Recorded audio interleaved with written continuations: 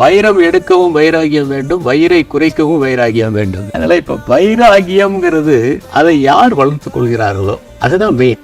அதான் சொல்லி மோட்டிவேஷன் வேற எதுவுமே கிடையாது. இங்க வைராகியமா இருக்கணுங்கிறதா. வைராகியம் எங்கு ஆரம்பமாகிறது அப்படின்னு பாருங்க. சிக்கனம் சொல்லில் ஆரம்பமாகிறது, வைராகியம் உணவில் ஆரம்பமாகிறது.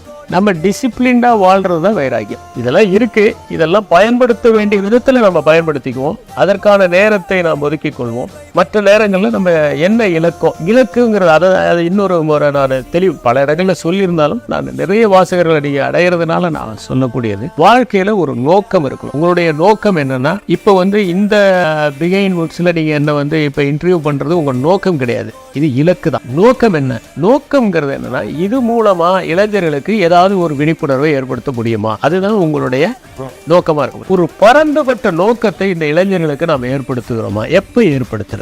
எங்களுக்கெல்லாம் சமூகத்தின் பால் ஒரு அக்கறை, சமூகத்திற்காக நாம் பணியாற்ற வேண்டும் என்கிற அக்கறை கல்லூரி காலத்தில் ஏற்பட்டது. அந்த நோக்கத்தை நீங்கள் ஏற்படுத்துறீர்களா அப்படிங்கிறது ஒரு முக்கியமான விஷயம். பட் சமூகம் மாணவர்களையோ அல்லது இளம் தலைமுறையோ ஒரு நோக்கத்தை நோக்கி நகர்த்துதா? ஏன்னா கம்ப்ளீட்லி ஒரு கன்சூமரிக். அதான் நான் முதல்ல இருந்து சொல்றேன். அதில் இருந்து தான் நான் முதல்ல சொல்றேன். இதை நாம செய்தால் எல்லாத்தையுமே ஈஸியா செஞ்சிடலாம். ஏன்னா அதுதான் மெயின். ஆனா சூழல் அப்படி இருக்க மாதிரி தெரியல. அதுதான் அதை உருவாக்குவது நம்முடைய கடமை. நாம் எல்லாரும் சேர்ந்து அது பணியாற்றணும். இது ஒரு தனி மனிதர்களால் இல்லை. இப்ப நீங்க மீடியா should also work. உங்களை மாதிரி இண்டிவிஜுவல்ஸ் ஒர்க் பண்ணணும். எல்லாரும் சேர்ந்து ஒர்க் பண்ண வேண்டியதுதான். என்னன்னா அதனுடைய முக்கியமான நோக்கம் என்ன? அவர்களுக்கு ஒரு நோக்கத்தை மட்டும் அவர்கள் மனத்தில் ஏற்படுத்தி விட்டால் இதுல இருந்து இந்த டிஸ்ட்ராக்ஷன்ஸ்ல இருந்தெல்லாம் அவங்க விடுபடுறது ரொம்ப ஈஸியாயிரும். நேரத்தை அவர்கள் உருவாக்க கற்றுக்கொள்வார்கள். நேரத்தை உருவாக்கி அந்த நேரத்தை செம்மையாக முதலீடு செய்ய தொடங்கி விடுவார்கள். அந்த முதலீடு செய்வதுதான் முக்கியம். எதுல முதலீடு செய்கிறீர்கள்?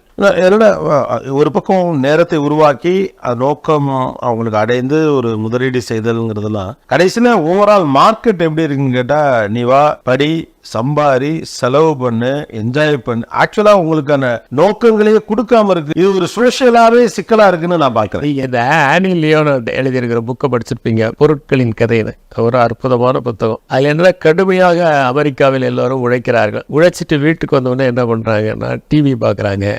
டிவியில் வரக்கூடிய விளம்பரங்கள் பார்க்குறாங்க. அந்த பொருட்களை வாங்குறதுக்காக அவங்க போகிறாங்க.